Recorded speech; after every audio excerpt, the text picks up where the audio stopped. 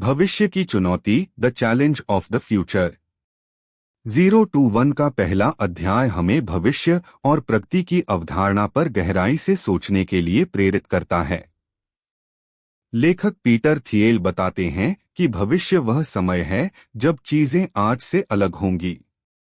प्रगति के दो मुख्य प्रकार होते हैं।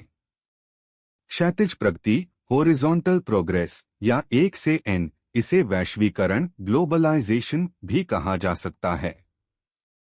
इसमें उन चीजों की नकल बनाना शामिल है जो पहले से मौजूद हैं और काम कर रही हैं, और उन्हें अन्य स्थानों या बाजारों में फैलाना। उदाहरण के लिए, यदि आपके पास एक टाइपराइटर है और आप 100 और टाइपराइटर बनाते हैं, तो यह क्षैतिज प्रगति है। चीन इस तरह की प्रगति का एक बड़ा उदाहरण है, जहां सिद्ध विचारों और तकनीकों को बड़े पैमाने पर कॉपी और वितरित किया जाता है। यह अक्सर आसान होता है क्योंकि हमें पता होता है कि यह कैसा दिखता है। ऊर्ध्वाधर प्रगति, वर्टिकल प्रोग्रेस, या 0 से 1, इसे प्रौद्योगिकी, टेक्नोलॉजी भी कहा जा सकता है। इसमें कुछ पूरी तरह से नया और मौलिक बनाना शामिल है जो पहले कभी अस्तित्व में नहीं था। यदि आपके पास एक टाइपराइटर है और आप एक वर्ड प्रोसेसर बनाते हैं, तो यह ऊर्ध्वाधर प्रगति है। यह कल्पना करना कठिन होता है क्योंकि यह पूरी तरह से एक नया विचार होता है। थिएल के अनुसार यही असली नवाचार है, कुछ 0 से 1 बनाना। थिएल का तर्क है कि जहां वैश्वीकरण हमें दुनिया भर में मौजूदा चीजों को फैलाने में मदद करता है, वहीं सच्ची प्रगति और एक बेहतर भविष्य बनाने के लिए हमें ऊर्ध्वाधर प्रगति पर ध्यान केंद्रित करने की आवश्यकता है, यानी कुछ नया बनाना। उनका मानना है कि हाल के दशकों में, खासकर तकनीकी क्षेत्र में, हमने वैश्वीकरण पर अधिक ध्यान दिया है, जबकि मौलिक नवाचार 0 से 1 कम हुए हैं। अध्याय इस बात पर जोर देता है कि हमें यह समझने की जरूरत है कि भविष्य अपने आप नहीं बनता, इसे बनाना पड़ता है। यह उद्यमियों और नवप्रवर्तकों की जिम्मेदारी है कि वे लीक से हटकर सोचें और कुछ ऐसा बनाएं जो दुनिया को आगे बढ़ाए, न कि केवल जो पहले से मौजूद है उसे बेहतर बनाए या कॉपी करे। थिएल सवाल करते हैं कि हम कैसे कुछ नया बना सकते हैं जब हर कोई एक दूसरे की नकल करने और प्रतिस्पर्धा करने में व्यस्त है। संक्षेप में, पहला अध्याय एक स्पष्ट संदेश देता है, यदि हम एक वास्तविक और बेहतर भविष्य चाहते हैं, तो हमें 1 से N, यानी नकल और सुधार, की बजाय 0 से 1, यानी मौलिक नवाचार की मानसिकता अपनानी होगी। यह हमें उन चुनौतियों और अवसरों के बारे में सोचने पर मजबूर करता है जो भविष्य में हमारे सामने आ सकती हैं, और हमें अपने समाज और व्यवसाय को बेहतर बनाने के लिए इस तरह की 0 से 1 सोच विकसित करने की प्रेरणा देता है। Party like it's 1999, party like it's 1999। 0 to 1 का दूसरा अध्याय 1990 के दशक के अंत में हुए .com बबल के दौर की पड़ताल करता है। पीटर थिएल उस समय एक सक्रिय उद्यमी और निवेशक थे। वह पेपाल के सहसंस्थापक थे, और उन्होंने उस दौरान हुई गलतियों और सबक पर प्रकाश डाला है। थिएल बताते हैं कि 1990 के दशक के अंत में इंटरनेट कंपनियों में जबरदस्त उत्साह था। निवेशक और उद्यमी मानते थे कि इंटरनेट हर चीज को बदल देगा और हर नया स्टार्टअप सफल होगा। इस उत्साह के कारण बेतहाशा निवेश हुआ, जिससे कंपनियों का मूल्यांकन, वैल्यूएशन, आसमान छू गया, भले ही उनके पास कोई ठोस व्यापार मॉडल या लाभप्रदता न हो। यह एक ऐसी पार्टी थी जहां सब कुछ संभव लग रहा था। हालांकि 2000 के दशक की शुरुआत में यह बबल फूट गया। कई इंटरनेट कंपनियां दिवालिया हो गईं, अरबों डॉलर का निवेश डूब गया, और हजारों लोगों ने अपनी नौकरी खो दी। इस घटना ने सिलिकॉन वैली और पूरे तकनीकी उद्योग में एक गहरा प्रभाव डाला। इस आपदा के बाद थिएल बताते हैं कि तकनीकी दुनिया में 4 मुख्य सबक सीखे गए जो दुर्भाग्य से अक्सर गलत समझे गए। कमजोर शुरुआत करो और धीरे धीरे आगे बढ़ो। Make incremental advances. बबल के बाद लोगों ने सोचा कि बड़े और महत्वाकांक्षी लक्ष्य रखने के बजाय छोटे, धीरे धीरे आगे बढ़ने वाले कदमों पर ध्यान देना चाहिए। थिएल इसे गलत मानते हैं क्योंकि उनका कहना है कि वास्तविक नवाचार के लिए बड़े विचारों की आवश्यकता होती है। दुबले और लचीले रहो। Stay lean and flexible. Startup को अपने खर्चों को कम रखने और तेजी से बदलने के लिए लचीले रहने की सलाह दी गई। थिएल सहमत हैं कि फिजूल खर्ची से बचना चाहिए, लेकिन अत्यधिक लचीलापन एक स्पष्ट दीर्घकालिक दृष्टि की कमी का संकेत हो सकता है। उत्पाद पर ध्यान दो, बिक्री पर नहीं। Focus on product not sales. यह माना गया कि यदि आपका उत्पाद अच्छा है तो वह अपने आप बिक जाएगा। थिएल इस पर जोर देते हैं कि एक महान उत्पाद होने के बावजूद उसे प्रभावी ढंग से बेचना और वितरित करना भी उतना ही महत्वपूर्ण है। प्रारंभिक प्रतिस्पर्धा के लिए तैयार रहो। Be prepared for early competition. कई स्टार्टअप बिना किसी खास प्रतिस्पर्धी लाभ के बाजार में कूद पड़े। थिएल का तर्क है कि प्रतिस्पर्धा वास्तव में विफलता का संकेत है, क्योंकि इसका मतलब है कि आप कुछ अद्वितीय नहीं कर रहे हैं। सच्ची सफलता एकाधिकार मोनोपोली बनाने से आती है, जहां आपके पास एक अद्वितीय उत्पाद या सेवा होती है। थिएल इन सबक को गलत सबक कहते हैं क्योंकि वे उद्यमियों को मौलिक नवाचार 0 से 1 के बजाय केवल मौजूदा विचारों में छोटे सुधार करने 1 से n की ओर धकेलते हैं। उनका मानना है कि .com बबल की विफलता ने तकनीकी उद्योग को अत्यधिक रूढ़िवादी बना दिया, जिससे उद्यमी बड़े जोखिम लेने और वास्तव में कुछ नया बनाने से डरने लगे। यह अध्याय यह निष्कर्ष निकालता है कि हमें इन गलत सबक को छोड़ना होगा और फिर से बड़े सोचना शुरू करना होगा। ऐसी चीजें बनानी होंगी जो पहले कभी नहीं बनी। भविष्य की प्रगति के लिए यह आवश्यक है कि हम बबल की गलतियों से सीखें, लेकिन उन गलतियों को हमें बड़े और साहसिक विचारों का पीछा करने से न रोकें। सभी खुशहाल कंपनियां अलग हैं। All happy companies are different. 0 to 1 का तीसरा अध्याय एक विरोधाभासी लेकिन गहरा सत्य प्रस्तुत करता है। सभी खुशहाल कंपनियां अलग हैं, प्रत्येक एक विशिष्ट समस्या को हल करके एक एकाधिकार मोनोपोली बनाती है। सभी दुखी कंपनियां एक जैसी हैं, वे प्रतिस्पर्धा में हैं। पीटर थिएल इस बात पर जोर देते हैं कि सच्ची सफलता एकाधिकार बनाने से आती है, न कि भयंकर प्रतिस्पर्धा में उलझने से। थिएल बताते हैं कि हमारी शिक्षा प्रणाली और समाज में हमें अक्सर प्रतिस्पर्धा के महत्व पर जोर दिया जाता है। हमें सिखाया जाता है कि प्रतिस्पर्धा स्वस्थ होती है और इससे बेहतर उत्पाद और कीमतें मिलती हैं। लेकिन थिएल का तर्क है कि व्यापार के संदर्भ में प्रतिस्पर्धा वास्तव में एक विनाशकारी शक्ति है।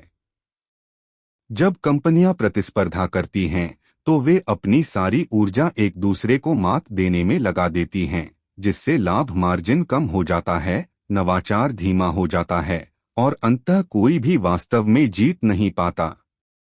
इसके विपरीत एक एकाधिकार, जो थिएल के अनुसार खुशहाल कंपनी है, वह कंपनी है जो इतना अच्छा काम करती है कि उसके पास कोई वास्तविक प्रतिस्पर्धी नहीं होता।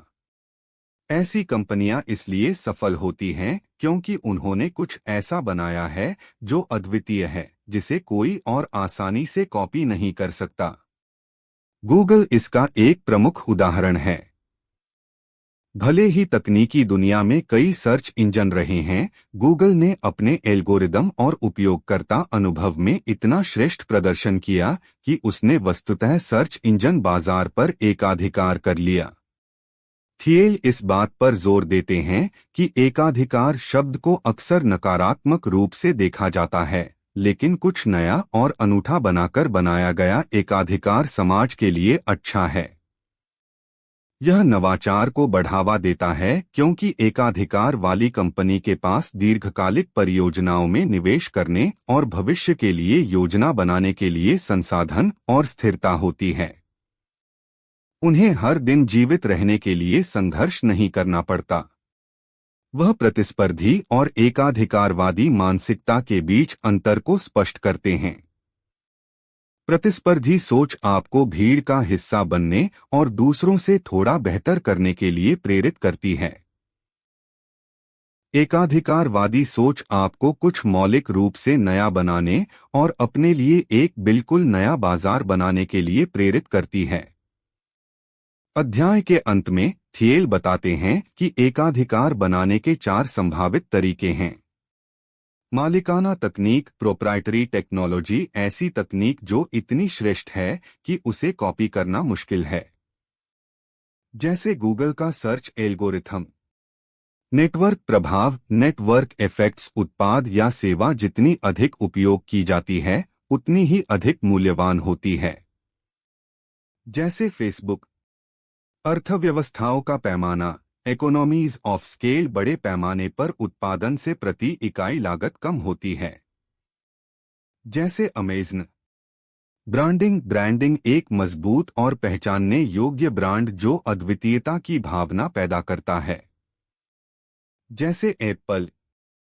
प्रतिस्पर्धा की विचारधारा, द आइडियोलॉजी ऑफ कॉम्पिटिशन। 0-1 का चौथा अध्याय तीसरे अध्याय की बात को आगे बढ़ाता है और प्रतिस्पर्धा की उस गहरी जड़ वाली विचारधारा पर प्रकाश डालता है जो हमारी सोच में इतनी गहराई से समाई हुई है। पीटर थिएल का तर्क है कि हम अक्सर प्रतिस्पर्धा को एक अच्छी और स्वस्थ चीज के रूप में देखते हैं, लेकिन व्यापार की दुनिया में प्रतिस्पर्धा अक्सर लाभ को नष्ट करती है और नवाचार को बाधित करती है। थिएल बताते हैं कि हमारी शिक्षा प्रणाली से लेकर हमारे सामाजिक संवाद तक हर जगह हमें सिखाया जाता है कि सफल होने के लिए हमें दूसरों से बेहतर प्रदर्शन करना होगा। स्कूलों में छात्र एक दूसरे के साथ अच्छे ग्रेड और सीमित स्थानों के लिए प्रतिस्पर्धा करते हैं। यह मानसिकता फिर व्यापार की दुनिया में भी लागू होती है, जहां कंपनियां बाजार हिस्सेदारी और ग्राहकों के लिए एक दूसरे से जूझती हैं। यह प्रतिस्पर्धा की विचारधारा हमें शून्य से एक कुछ नया बनाने के बजाय एक से एन मौजूदा चीजों को थोड़ा बेहतर बनाने की ओर धकेलती है। जब कंपनियां कड़ी प्रतिस्पर्धा में होती हैं, तो वे अपनी सारी ऊर्जा एक दूसरे को नीचा दिखाने, कीमतों को कम करने और छोटी छोटी सुविधाओं में सुधार करने में लगा देती हैं। इसका परिणाम अक्सर कम लाभ, कम नवाचार और अंततः उन सभी कंपनियों के लिए एक अस्थिर अस्तित्व होता है जो इस दौड़ में शामिल होती हैं। थिएल इस बात पर जोर देते हैं कि प्रतिस्पर्धा अक्सर एक भ्रम पैदा करती है कि आप कुछ महत्वपूर्ण कर रहे हैं, जबकि वास्तव में आप केवल एक ही स्थान पर बहुत से अन्य लोगों के साथ संघर्ष कर रहे होते हैं। वे उदाहरण देते हैं कि कैसे 2 बड़े प्रतिस्पर्धी जैसे कोका कोला और पेप्सी अपनी सारी ऊर्जा एक दूसरे पर केंद्रित करते हैं, जिससे उनके लिए कुछ मौलिक रूप से नया या विघटनकारी सोचना मुश्किल हो जाता है। वे युद्ध की तरह लड़ते हैं और युद्ध में हर कोई हारता है। यह अध्याय बताता है कि सफल होने के लिए उद्यमियों को प्रतिस्पर्धा से बचना चाहिए। उन्हें ऐसे रास्ते खोजने चाहिए जहां कोई नहीं है या जहां वे एक नया बाजार बना सकते हैं और उस पर एकाधिकार कर सकते हैं। यह तभी संभव है जब आप कुछ ऐसा अद्वितीय और मूल्यवान बनाएं जिसे कोई और आसानी से कॉपी न कर सके। थिएल के अनुसार जो कंपनी एकाधिकार बनाती है वह समाज के लिए भी अधिक मूल्य पैदा करती है, क्योंकि उसके पास दीर्घकालिक शोध और विकास में निवेश करने और कर्मचारियों को बेहतर लाभ देने के लिए संसाधन होते हैं। संक्षेप में अध्याय प्रतिस्पर्धा की विचारधारा को एक खतरनाक मिथक के रूप में प्रस्तुत करता है। यह हमें यह सोचने पर मजबूर करता है कि प्रतिस्पर्धा से कैसे बचें और इसके बजाय मौलिक नवाचार के माध्यम से अपना अनूठा स्थान कैसे बनाएं। थिएल का संदेश स्पष्ट है, यदि आप भविष्य बनाना चाहते हैं तो आपको दूसरों के साथ प्रतिस्पर्धा करने के बजाय कुछ नया बनाने पर ध्यान केंद्रित करना चाहिए। The last mover advantage, the last mover advantage.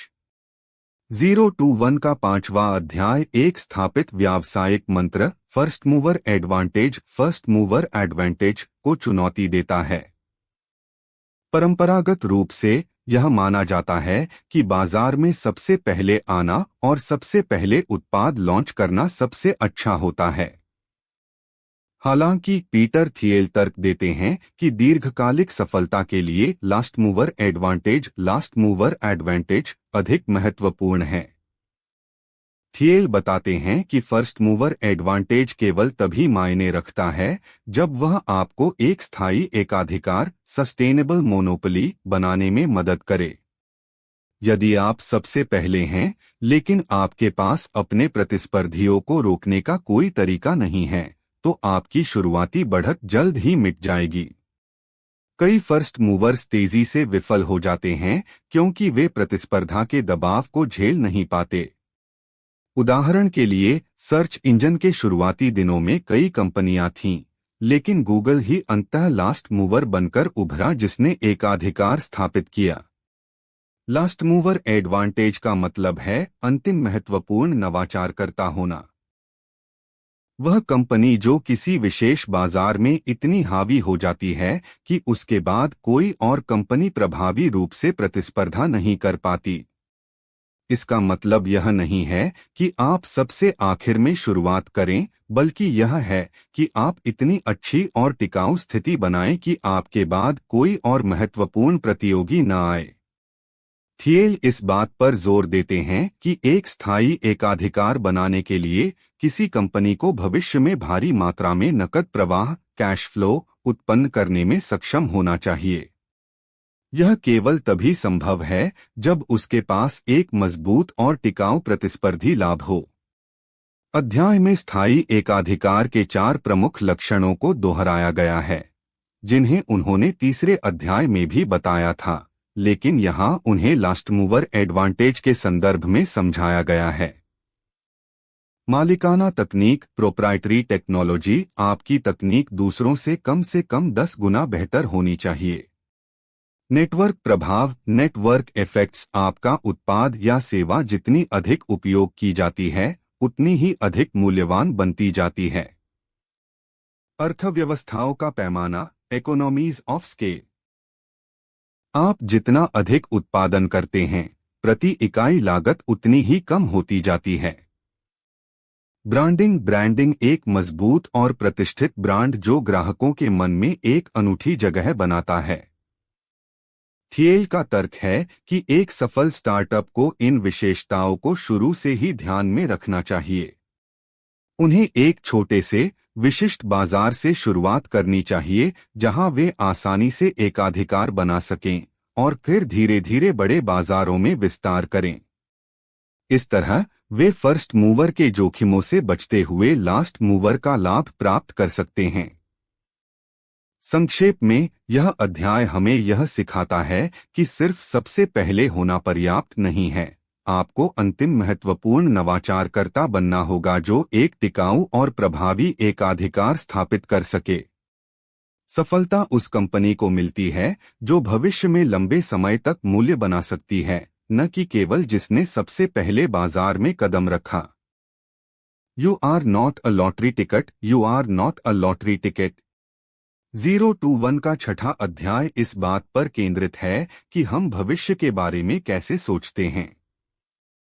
Peter थियल तर्क देते हैं कि हमारे समाज में, खासकर पश्चिमी दुनिया में, एक तरह का अनिश्चित आशावाद इंडेफिनिट ऑप्टिमिज्म व्याप्त है जो कि भविष्य के लिए एक स्वस्थ दृष्टिकोण नहीं है। थियल भविष्य के बारे में सोचने के 4 तरीकों को परिभाषित करते हैं। निश्चित आशावाद डेफिनिट ऑप्टिमिज्म यह तब होता है जब आप मानते हैं कि भविष्य बेहतर होगा और आप उसे बेहतर बनाने के लिए सक्रिय रूप से योजना बनाते हैं और काम करते हैं। आप जानते हैं कि आप क्या चाहते हैं और उसे हासिल करने के लिए एक स्पष्ट रोड मैप बनाते हैं।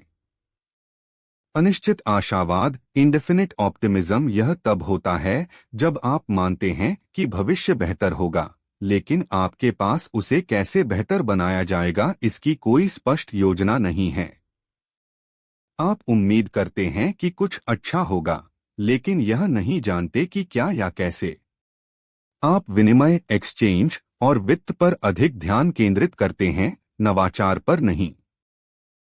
निश्चित निराशावाद, डेफिनेट पेसिमिज्म, आप मानते हैं कि भविष्य बुरा होगा और आप उसके लिए तैयारी करते हैं। आप जानते हैं कि क्या गलत होगा और उसके लिए योजना बनाते हैं। अनिश्चित निराशावाद, इंडेफिनिट पेसिमिज्म, आप मानते हैं कि भविष्य बुरा होगा, लेकिन आपको यह भी नहीं पता कि यह कितना बुरा होगा या कैसे।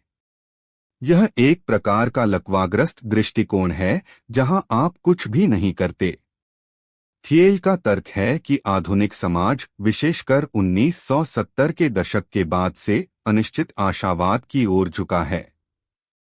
लोग भविष्य में निवेश करने के बजाय मौजूदा संपत्ति में विविधता लाने और उन्हें लॉटरी टिकट की तरह मानने में विश्वास करते हैं। वे बड़े, साहसिक नवाचार करने से कतराते हैं क्योंकि वे निश्चित नहीं होते कि क्या काम करेगा। इसके बजाय वे उम्मीद करते हैं कि कोई और व्यक्ति या तकनीक अपने आप चीजों को बेहतर बना देगी। यह मानसिकता शिक्षा में भी दिखती है, जहां छात्रों को एक स्पष्ट करियर पथ बनाने के बजाय कई तरह के विकल्प खुले रखने की सलाह दी जाती है। यह वित्त में भी दिखती है, जहां निवेशक पोर्टफोलियो विविधीकरण, पोर्टफोलियो डाइवर्सिफिकेशन पर जोर देते हैं, बजाय इसके कि वे कुछ उच्च संभावित विशिष्ट परियोजनाओं में गहराई से निवेश करें। थियल कहते हैं कि आप लॉटरी टिकट नहीं हैं। इसका मतलब है कि आप केवल भाग्य पर निर्भर नहीं रह सकते या यह उम्मीद नहीं कर सकते कि भविष्य अपने आप बेहतर हो जाएगा। सच्ची प्रगति के लिए निश्चित आशावाद की आवश्यकता होती है, एक स्पष्ट दृष्टि, एक साहसिक योजना और उसे पूरा करने के लिए समर्पण। एक सफल स्टार्टअप को निश्चित आशावादी होना चाहिए। उन्हें यह विश्वास होना चाहिए कि वे कुछ मौलिक रूप से नया बना सकते हैं और उस भविष्य को साकार करने के लिए सक्रिय रूप से काम करना चाहिए। यह अध्याय उद्यमियों को भविष्य के बारे में सक्रिय और रणनीतिक रूप से सोचने के लिए प्रोत्साहित करता है, न कि केवल यह उम्मीद करने के लिए कि चीजें अपने आप बेहतर हो जाएंगी। पैसे का पीछा करो, फॉलो द मनी। 0-1 का 7वां अध्याय मूल्य निर्माण, वैल्यू क्रिएशन और मूल्य अधिग्रहण, वैल्यू कैप्चर के बीच के महत्वपूर्ण अंतर पर केंद्रित है। पीटर थियल का तर्क है कि एक कंपनी के लिए केवल बहुत अधिक मूल्य बनाना ही पर्याप्त नहीं है, उसे उस बनाए गए मूल्य का एक महत्वपूर्ण हिस्सा खुद भी अधिग्रहण करने में सक्षम होना चाहिए। थियल बताते हैं कि कई कंपनियां समाज के लिए बहुत अधिक मूल्य पैदा करती हैं, लेकिन फिर भी वे दिवालिया हो जाती हैं या संघर्ष करती हैं क्योंकि वे अपने बनाए गए मूल्य का पर्याप्त हिस्सा खुद नहीं रख पाती। इसका मुख्य कारण प्रतिस्पर्धा है। जब एक कंपनी कोई नया और लाभदायक उत्पाद या सेवा बनाती है, तो प्रतिस्पर्धी तुरंत उसकी नकल करना शुरू कर देते हैं, जिससे कीमतें कम हो जाती हैं, लाभ मार्जिन कम हो जाता है और अंततः कोई भी कंपनी उस मूल्य का बड़ा हिस्सा नहीं रख पाती। एयरलाइंस इसका एक प्रमुख उदाहरण है। वे लोगों को एक स्थान से दूसरे स्थान पर ले जाकर बहुत मूल्य पैदा करती हैं, लेकिन भयंकर प्रतिस्पर्धा के कारण उनके लाभ मार्जिन बहुत कम होते हैं।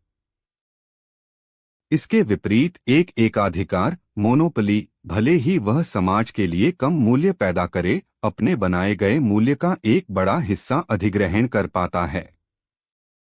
गूगल इसका आदर्श उदाहरण है। उन्होंने सर्च इंजन के माध्यम से भारी मूल्य पैदा किया और अपने एकाधिकार के कारण उस मूल्य का एक बड़ा हिस्सा खुद रख पाए। अध्याय इस बात पर जोर देता है कि एक सफल स्टार्टअप के लिए यह समझना महत्वपूर्ण है कि भविष्य के नकद प्रवाह, फ्यूचर कैश फ्लोज, ही किसी कंपनी का वास्तविक मूल्य होते हैं। एक कंपनी का मूल्यांकन, वैल्यूएशन, उसकी आज की कमाई पर नहीं, बल्कि भविष्य में उसकी एकाधिकार शक्ति के कारण होने वाली कमाई पर आधारित होता है। निवेशक किसी कंपनी में इसलिए पैसा नहीं लगाते कि वह आज कितना कमा रही है, बल्कि इसलिए कि वह भविष्य में कितना कमा सकती है। थियल उन तरीकों को भी दोहराते हैं जिनसे एक कंपनी स्थायी एकाधिकार बना सकती है ताकि वह मूल्य अधिग्रहण कर सके। मालिकाना तकनीक, प्रोप्राइटरी टेक्नोलॉजी, ऐसी तकनीक जिसे कॉपी करना बहुत मुश्किल हो। नेटवर्क प्रभाव, नेटवर्क इफेक्ट्स, जितनी अधिक लोग इसे उपयोग करते हैं उतना ही अधिक मूल्यवान होता है। अर्थव्यवस्थाओं का पैमाना, इकोनॉमीज ऑफ स्केल, बड़े पैमाने पर उत्पादन से लागत कम होती है। ब्रांडिंग, ब्रांडिंग एक मजबूत और प्रतिष्ठित ब्रांड जो एक अद्वितीय पहचान बनाता है। संक्षेप में, फॉलो द मनी अध्याय का मुख्य संदेश यह है कि उद्यमी केवल एक महान विचार रखने या कुछ उपयोगी बनाने पर ही ध्यान केंद्रित नहीं कर सकते। उन्हें यह भी सुनिश्चित करना होगा कि वे अपने नवाचार के फल को स्वयं प्राप्त कर सकें। इसका मतलब है कि एक ऐसी कंपनी का निर्माण करना जो प्रतियोगिता से ऊपर उठकर एक अद्वितीय और टिकाऊ स्थिति बनाए, जिससे वह दीर्घकालिक लाभप्रदता और विकास के लिए अपने द्वारा बनाए गए मूल्य को सफलतापूर्वक अधिग्रहण कर सके। यह अध्याय उद्यमियों को केवल उत्पादन पर नहीं, बल्कि एक प्रभावी और टिकाऊ व्यावसायिक मॉडल बनाने पर भी ध्यान केंद्रित करने के लिए प्रेरित करता है। 0 to 1 का 8वां अध्याय इस विचार पर केंद्रित है कि दुनिया में अभी भी अनजाने और मूल्यवान रहस्य सीक्रेट्स मौजूद हैं, और उद्यमिता का सार इन्हीं रहस्यों को खोजना और उन पर निर्माण करना है। पीटर थियल का तर्क है कि महान कंपनियां इसलिए बनती हैं क्योंकि वे उन सच्चाइयों को जानती हैं जो दूसरों को नहीं पता हैं या जिन पर दूसरे ध्यान नहीं देते।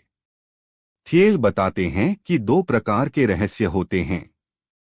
प्रकृति के रहस्य, सीक्रेट्स ऑफ नेचर, ये भौतिक दुनिया के अनजाने पहलू हैं, जैसे नए वैज्ञानिक सिद्धांत या आविष्कार। उदाहरण के लिए, न्यूटन का गुरुत्वाकर्षण का नियम एक प्राकृतिक रहस्य का पता लगाना था। लोगों के रहस्य, सीक्रेट्स अबाउट पीपल, ये उन सच्चाइयों से संबंधित हैं जिन्हें लोग स्वयं नहीं जानते या स्वीकार नहीं करना चाहते। उदाहरण के लिए, लोग क्या चाहते हैं लेकिन यह नहीं कह सकते कि वे इसे चाहते हैं, या सामाजिक व्यवहार के अंतर्निहित पैटर्न। थियल इस बात पर जोर देते हैं कि आधुनिक समाज में कई लोग यह मानना छोड़ चुके हैं कि महत्वपूर्ण रहस्य अभी भी मौजूद हैं। इसके कुछ कारण हैं। पुनर्वितरण, रीडिस्ट्रीब्यूशन। लोग सोचते हैं कि हर महान विचार पहले ही खोजा जा चुका है और अब केवल मौजूदा चीजों को फिर से व्यवस्थित या वितरित करना बाकी है। वैश्वीकरण, ग्लोबलाइजेशन, दुनिया के हर कोने से जानकारी और प्रतिस्पर्धा तक पहुंचने यह भावना पैदा की है कि सब कुछ खुला है और पता लगाया जा चुका है। प्रौद्योगिकी का क्षैतिज विकास, हॉरिजॉन्टल टेक्नोलॉजिकल डेवलपमेंट, हम नई खोजों के बजाय मौजूदा तकनीकों में छोटे-मोटे सुधारों पर अधिक ध्यान केंद्रित करते हैं। अत्यधिक विशेषज्ञता, एक्सट्रीम स्पेशलाइजेशन, शिक्षा और करियर में इतनी गहरी विशेषज्ञता ने लोगों को केवल अपने छोटे से क्षेत्र में ध्यान केंद्रित करने के लिए प्रेरित किया है, जिससे वे बड़े, अनसुलझे सवालों पर ध्यान नहीं दे पाते। आत्मविश्वास की कमी, लैक ऑफ कॉन्फिडेंस, कई लोग यह नहीं मानते कि वे कुछ ऐसा खोज सकते हैं जो दूसरों ने नहीं खोजा है। थियल का मानना है कि ये विचार हमें महान नवाचारों से दूर ले जाते हैं। उनका तर्क है कि यदि आप कुछ नया और अद्वितीय बनाना चाहते हैं तो आपको उन रहस्यों को खोजना होगा जो अभी भी छिपे हुए हैं। ये रहस्य अक्सर उन जगहों पर पाए जाते हैं जहां लोग देखने की उम्मीद नहीं करते या जहां वे देखने से डरते हैं। एक स्टार्टअप को एक महत्वपूर्ण रहस्य, इम्पोर्टेंट सीक्रेट, पर आधारित होना चाहिए। यह रहस्य वह अंतर्दृष्टि है जो आपको एक एकाधिकार बनाने में मदद करती है। यह एक ऐसी सच्चाई है जिसे आप देखते हैं लेकिन बाकी दुनिया नहीं देखती। यह अध्याय उद्यमियों को सवाल पूछने, छिपी हुई सच्चाइयों की तलाश करने और उन पारंपरिक धारणाओं को चुनौती देने के लिए प्रोत्साहित करता है जो अक्सर हमें नए विचारों को खोजने से रोकती हैं। अंततः सच्चे नवाचार और एकाधिकार का निर्माण उन्हीं लोगों द्वारा किया जाता है जो विश्वास करते हैं कि रहस्य अभी भी मौजूद हैं और उन्हें खोजने की हिम्मत रखते हैं। 021 का 9वां अध्याय एक स्टार्टअप के लिए सही शुरुआत करने और मजबूत नींव रखने के महत्व पर केंद्रित है। पीटर थिएल का तर्क है कि एक कंपनी की शुरुआत में की गई गलतियां भविष्य में बहुत महंगी साबित हो सकती हैं और कुछ शुरुआती निर्णय इतने महत्वपूर्ण होते हैं कि उन्हें बाद में ठीक करना लगभग असंभव होता है।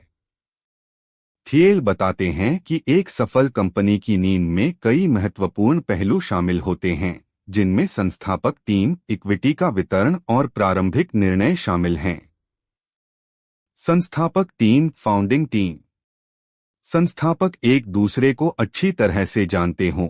थिएल इस बात पर जोर देते हैं कि संस्थापक न केवल पेशेवर रूप से सक्षम होने चाहिए, बल्कि एक दूसरे के साथ उनके व्यक्तिगत संबंध भी अच्छे होने चाहिए। वे भाई बहन या पुराने दोस्त हों तो बेहतर है, क्योंकि उनके बीच विश्वास और समझ पहले से ही मौजूद होती है। सही लोग और सही भूमिकाएं। टीम में हर सदस्य की भूमिका स्पष्ट होनी चाहिए और उन्हें अपनी क्षमताओं के अनुसार सही काम सौंपा जाना चाहिए। सभी संस्थापकों को एक ही कौशल सेट नहीं रखना चाहिए। संपत्ति में सामंजस्य, अलाइनमेंट ऑफ इंटरेस्ट्स। सभी संस्थापकों और कर्मचारियों के हित कंपनी की सफलता से जुड़े होने चाहिए। इक्विटी का वितरण, इक्विटी डिस्ट्रीब्यूशन। संस्थापकों के बीच इक्विटी का विभाजन, यह एक बहुत ही संवेदनशील मुद्दा है। थिएल के अनुसार संस्थापकों के बीच इक्विटी का विभाजन लगभग बराबर होना चाहिए, भले ही किसी एक संस्थापक ने शुरुआत में अधिक काम किया हो। यदि इक्विटी का विभाजन बहुत असमान है तो इससे बाद में नाराजगी और प्रेरणा की कमी हो सकती है। वॉकवे पैकेज से बचें। कर्मचारियों को नौकरी छोड़ने पर भारी इक्विटी या भुगतान देने से बचना चाहिए, क्योंकि यह कंपनी के लिए हानिकारक हो सकता है। सीईओ की भूमिका, रोल ऑफ द सीईओ। एक सफल स्टार्टअप में एक मजबूत सीईओ का होना बहुत जरूरी है। यह व्यक्ति कंपनी के लिए सबसे महत्वपूर्ण निर्णय लेता है और उसकी दृष्टि को परिभाषित करता है। सीईओ को न केवल बाहरी दुनिया के लिए एक चेहरा होना चाहिए, बल्कि आंतरिक रूप से भी टीम को प्रेरित और एकजुट रखना चाहिए। पूर्णकालिक प्रतिबद्धता, फुल टाइम कमिटमेंट। थिएल स्पष्ट करते हैं कि एक स्टार्टअप के संस्थापकों को इसे पूर्णकालिक करना चाहिए।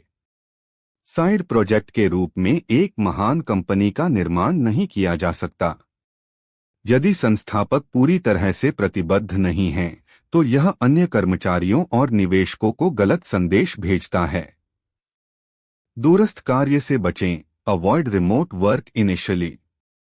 विशेष रूप से शुरुआती चरणों में थिएल सभी कर्मचारियों को एक ही स्थान पर काम करने की सलाह देते हैं।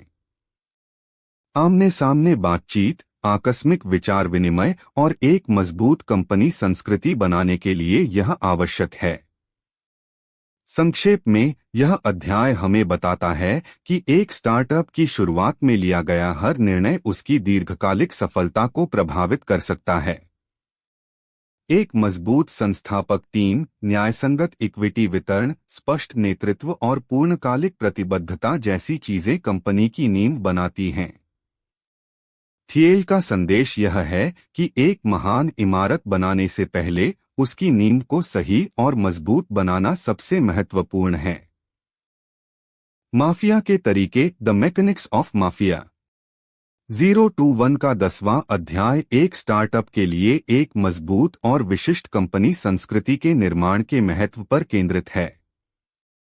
पीटर थिएल का तर्क है कि एक सफल कंपनी को अंदर से इतना एकजुट और समर्पित होना चाहिए कि वह माफिया की तरह कार्य करे, इस अर्थ में कि उसके सदस्य एक दूसरे के प्रति अविश्वसनीय रूप से वफादार हों और एक साझा मिशन के लिए पूरी तरह से प्रतिबद्ध हों।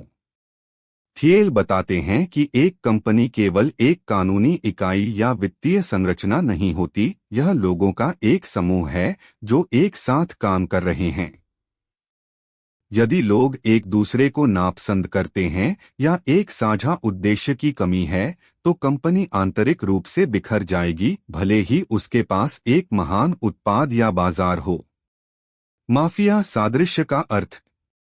थिएल माफिया शब्द का उपयोग इसलिए करते हैं क्योंकि वे ऐसी कंपनी संस्कृति पर जोर देते हैं जहां हर कोई एक ही टीम में हो, एक दूसरे पर भरोसा करता हो और कंपनी के मिशन के प्रति पूरी तरह से समर्पित हो। इसका मतलब यह नहीं है कि आपको गैरकानूनी काम करना है, बल्कि यह है कि आपके कर्मचारी एक दूसरे को इतना पसंद करते हैं कि वे एक साथ काम करना पसंद करते हैं और बाहर की दुनिया को हम बनाम वे की तरह देखते हैं। यह एक आंतरिक सामंजस्य, इंटरनल कोहेजन पैदा करता है जो कंपनी को बाहरी चुनौतियों से निपटने में मदद करता है।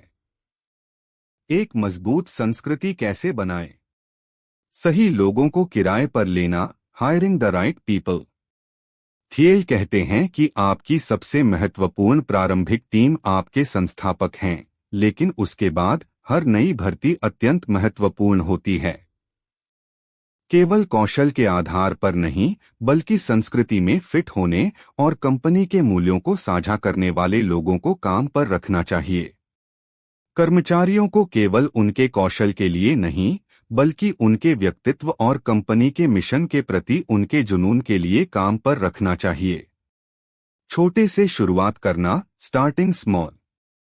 शुरुआती टीम को बहुत छोटा और बहुत विशिष्ट होना चाहिए। यह एक घनिष्ठ समूह को विकसित करने में मदद करता है जो एक दूसरे को अच्छी तरह से जानते हैं। स्पष्ट मिशन और भूमिकाएं, क्लियर मिशन एंड रोल्स। हर कर्मचारी को यह स्पष्ट रूप से पता होना चाहिए कि कंपनी का मिशन क्या है और उस मिशन को प्राप्त करने में उनकी अपनी भूमिका क्या है। जब हर कोई एक ही दिशा में खींच रहा होता है, तो उत्पादकता और तालमेल बढ़ता है। कर्मचारियों को खुश रखना, कीपिंग एम्प्लॉयज हैप्पी। थिएल मानते हैं कि वेतन महत्वपूर्ण है, लेकिन यह एकमात्र कारक नहीं है। कर्मचारियों को ऐसा महसूस होना चाहिए कि वे एक महत्वपूर्ण काम कर रहे हैं, उनके पास एक अच्छा वातावरण है और वे एक ऐसी टीम का हिस्सा हैं जहां उनका सम्मान किया जाता है। कंपनी को उन लोगों को नियुक्त करना चाहिए जो वहां काम करना पसंद करते हैं, न कि सिर्फ पैसे के लिए। दीर्घकालिक संबंध, लॉन्ग टर्म रिलेशनशिप्स। कंपनी को कर्मचारियों के साथ दीर्घकालिक संबंध बनाने पर ध्यान केंद्रित करना चाहिए। यह तभी संभव है जब कर्मचारी कंपनी के मिशन में विश्वास करते हों और एक टीम के रूप में काम करने का आनंद लेते हों। संक्षेप में, यह अध्याय इस बात पर जोर देता है कि एक स्टार्टअप, अगर आपने इसे बनाया तो क्या वे आएंगे?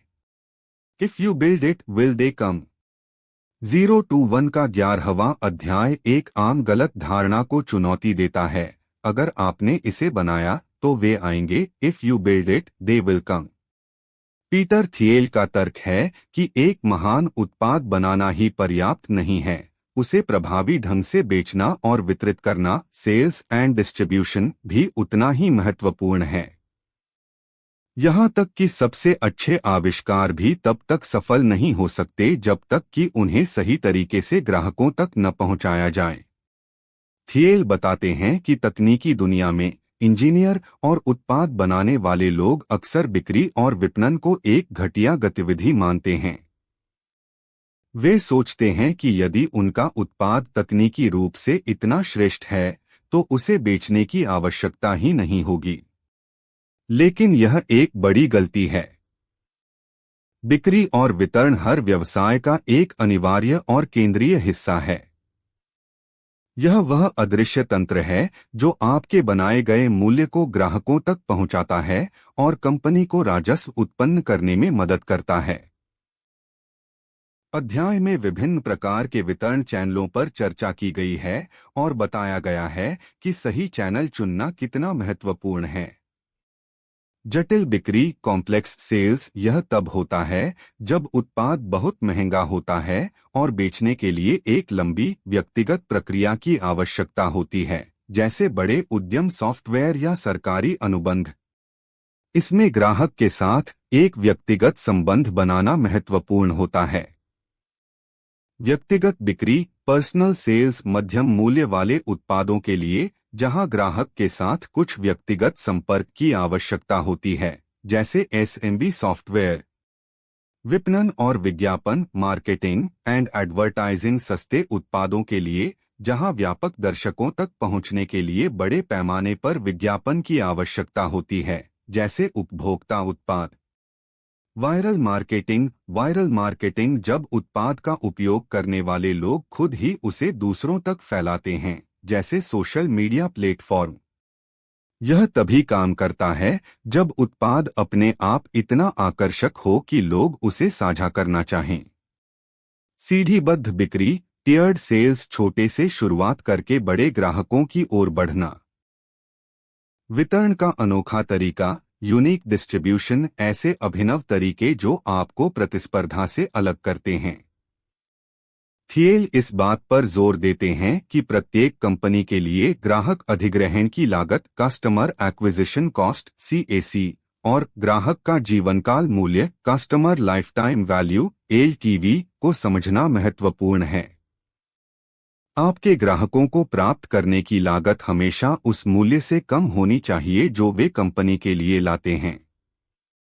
यदि आप अपने उत्पाद को बेचने की लागत को प्रभावी ढंग से प्रबंधित नहीं कर सकते, तो आपका व्यवसाय विफल हो जाएगा। यह अध्याय यह भी बताता है कि कोई भी महान आविष्कार, चाहे वह कितना भी तकनीकी रूप से उन्नत क्यों न हो, तभी सफल हो सकता है जब उसे अच्छी तरह से बेचा जाए। स्टीव जॉब्स इसका एक बेहतरीन उदाहरण थे। वह न केवल एक महान उत्पाद डिजाइनर थे, बल्कि एक शानदार विक्रेता भी थे।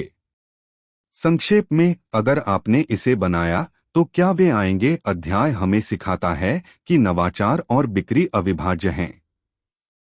एक उद्यमी मानव और मशीन मैन एंड मशीन 0-1 का 12वां अध्याय प्रौद्योगिकी के भविष्य और मानव क्षमताओं के साथ उसके संबंधों पर केंद्रित है।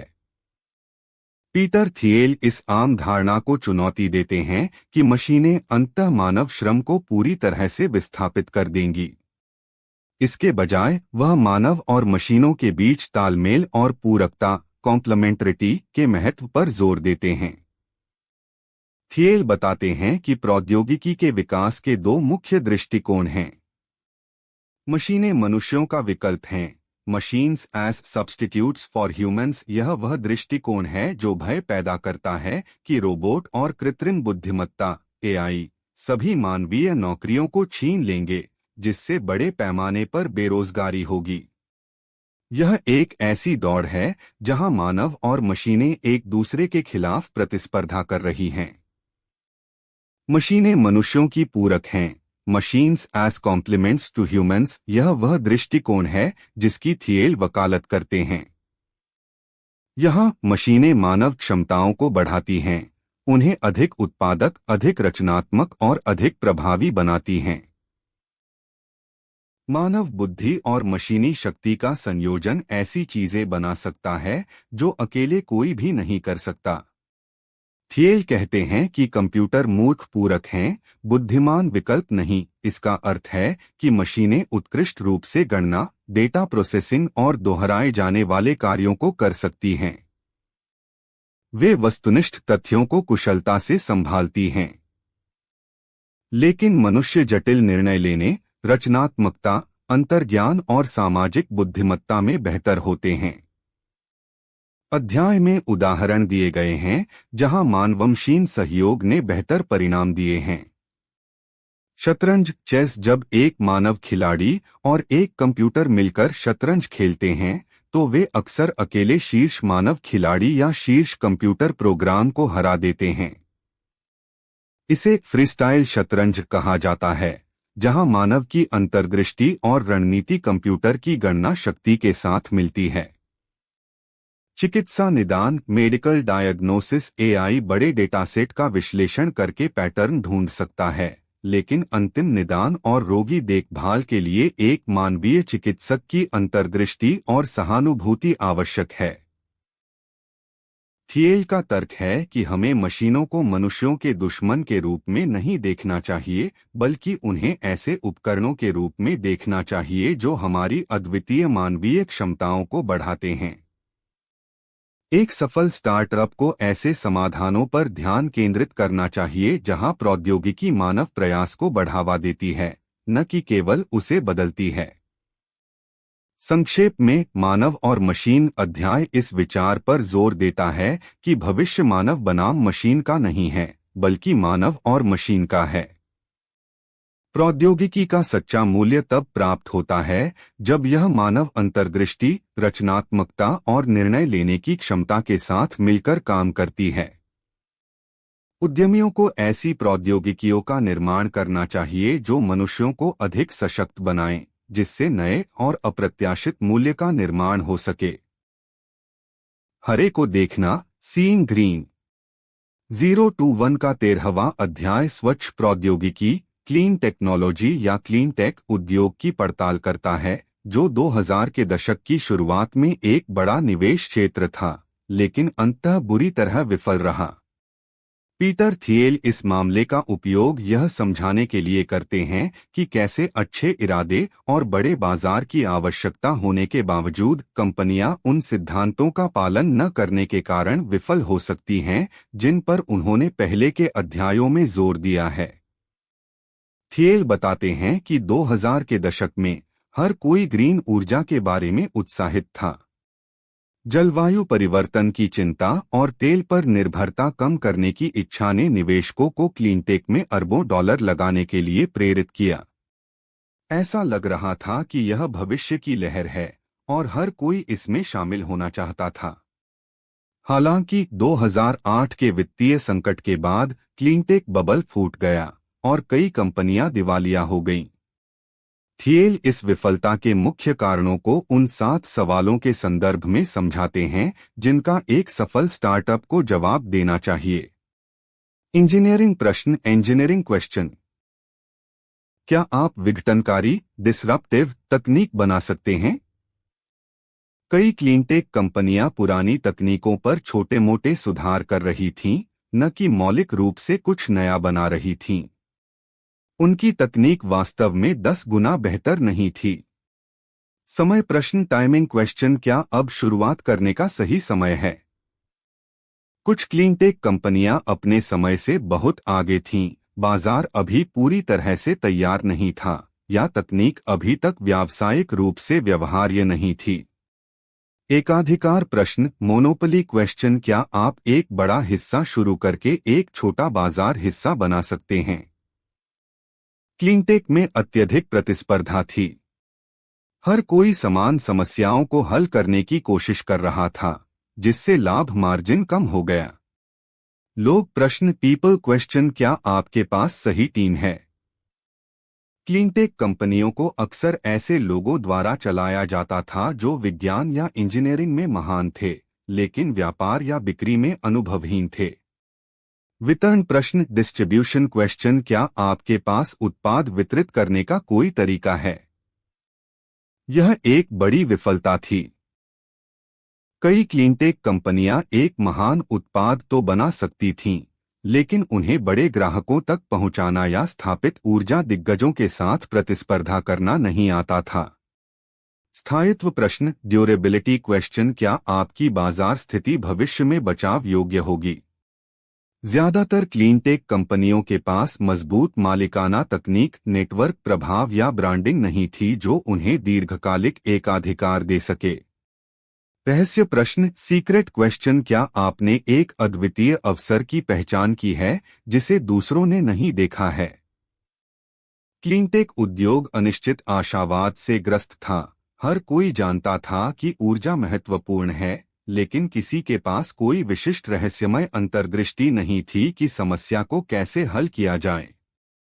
वे एक रहस्य के बजाय एक ट्रेंड का पीछा कर रहे थे। संक्षेप में, क्लीनटेक बबल की विफलता इस बात का एक शक्तिशाली उदाहरण है कि कैसे केवल अच्छे इरादे या बड़े बाजार की जरूरत ही सफलता की गारंटी नहीं देती। पीटर थियल, संस्थापक का विरोधाभास, द फाउंडर्स पैराडॉक्स। 021 का 14वां और अंतिम अध्याय संस्थापक फाउंडर की अनूठी और अक्सर विरोधाभासी प्रकृति पर केंद्रित है। पीटर थियल का तर्क है कि महान संस्थापक अक्सर ऐसे व्यक्ति होते हैं जो ऑल स्टार या औसत व्यक्ति की तरह नहीं होते, बल्कि वे अजीबोगरीब, विशिष्ट और अक्सर असामान्य विशेषताओं वाले होते हैं। थियल बताते हैं कि एक संस्थापक का जीवन और भूमिका विरोधाभासों से भरी होती है। उन्हें एक ही समय में कई विरोधी भूमिकाएं निभानी पड़ती हैं। अंदरूनी और बाहरी व्यक्ति, इनसाइडर्स एंड आउटसाइडर्स। महान संस्थापक अक्सर अपने उद्योग में गहराई से शामिल होते हैं। अंदरूनी व्यक्ति, लेकिन उनके पास चीजों को एक नए, अपरंपरागत तरीके से देखने की क्षमता भी होती है। बाहरी व्यक्ति, वे स्थापित नियमों को जानते हैं, लेकिन उन्हें तोड़ने में संकोच नहीं करते। मानक और अपरंपरागत, कन्वेंशनल एंड अनकन्वेंशनल। सफल संस्थापक एक ही समय में अत्यधिक मानक और पूरी तरह से अपरंपरागत हो सकते हैं। वे अपने काम के प्रति बेहद केंद्रित और अनुशासित होते हैं, मानक, लेकिन उनके विचार और दृष्टिकोण दूसरों से बिल्कुल अलग होते हैं, अपरंपरागत। दृष्टि और सनक, विजनरीज एंड एक्सेंट्रिक्स। उन्हें एक स्पष्ट और भव्य दृष्टि होनी चाहिए कि वे क्या बनाना चाहते हैं, लेकिन उनके पास अक्सर व्यक्तिगत सनक या अजीबोगरीब आदतें होती हैं जो उन्हें दूसरों से अलग करती हैं। थियल स्टीव जॉब्स, बिल गेट्स और एलन मस्क जैसे प्रसिद्ध संस्थापकों का उदाहरण देते हैं, जिनके पास महान दूरदर्शिता के साथ साथ अपनी अनूठी व्यक्तिगत विशेषताएं भी थीं। थियल का तर्क है कि हम अक्सर संस्थापकों की विलक्षणताओं को अनदेखा करते हैं या उन्हें उनकी सफलता के बावजूद देखते हैं, लेकिन वास्तव में उनकी यही विलक्षणताएं उन्हें महान बनने में मदद करती हैं। उनकी अजीबोगरीब विशेषताएं अक्सर उनकी गहरी सोच, नवाचार करने की इच्छा और सामाजिक मानदंडों से विचलित होने की क्षमता का परिणाम होती हैं। वे उस रहस्य को देखने में सक्षम होते हैं जिसे बाकी दुनिया नहीं देखती। अध्याय इस बात पर भी प्रकाश डालता है कि समाज अक्सर सफल लोगों को नसीब वाले या लॉटरी टिकट के रूप में देखता है, बजाय इसके कि उनकी अद्वितीय विशेषताओं और कड़ी मेहनत को पहचाने। यह अनिश्चित आशावाद का ही एक और रूप है, जहां हम यह मानने से बचते हैं कि सफलता के लिए विशिष्ट, असाधारण गुणों की आवश्यकता होती है। अंत में थियल बताते हैं कि एक संस्थापक एक कंपनी के लिए एक केंद्रीकृत इकाई होता है। वे कंपनी के मिशन, संस्कृति और भविष्य को आकार देते हैं। उनकी व्यक्तित्व कंपनी में परिलक्षित होता है। एक महान संस्थापक एक कंपनी को 0 से 1 तक ले जाने के लिए आवश्यक अद्वितीय ऊर्जा, अंतर्दृष्टि और दृढ़ संकल्प लाता है। संक्षेप में, संस्थापक का विरोधाभास हमें सिखाता है कि महान कंपनियां अक्सर महान संस्थापकों द्वारा बनाई जाती हैं जो सामान्य नहीं होते। उनकी विलक्षणताएं और विरोधाभासी गुण ही उन्हें दुनिया को बदलने वाले नवाचारों को देखने और बनाने में सक्षम बनाते हैं। यह अध्याय हमें सफल संस्थापकों की गहराई और जटिलता को समझने के लिए प्रोत्साहित करता है, और यह कि उनकी असामान्य प्रकृति ही उनकी सबसे बड़ी ताकत हो